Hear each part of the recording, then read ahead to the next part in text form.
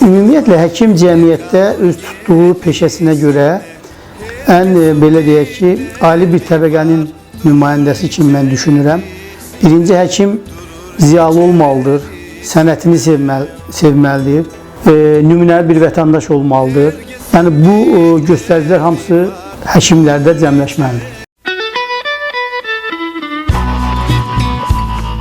Ən çox yorulduğunuz, amma buna dəyərdi dediyiniz an hansı olub? Cərrahiyyədə elə əməliyyatlar olur ki, uzun müddət çəkə bilir, 5 saat, 6 saat, hətta daha çox əməliyyatlar çəkə bilir.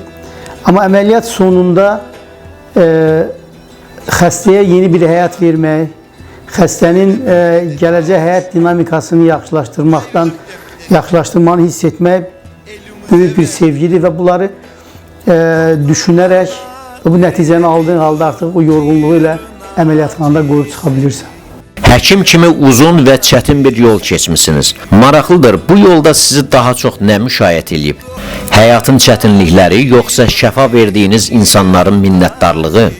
Bayaq qeyd etdiyim ki, ümumiyyətlə, həkimlik sənəti şərəfli olduğu qədər də çox ağır və məsuliyyətli bir sənətdir.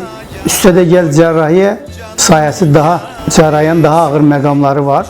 Təbii ki, hər bir cərrahi əməliyyatın sonunda bir yorğunluq və bunların da axırı isə xəstə məmnuniyyəti ilə başa çatır. Təbii ki, aldığımız əməliyyat planı və aldığımız nəticələr bizi tam qane etdiyi halda sonunda həm xəstənin sağalması, həm xəstə məmnuniyyəti bizi çox sevindirir.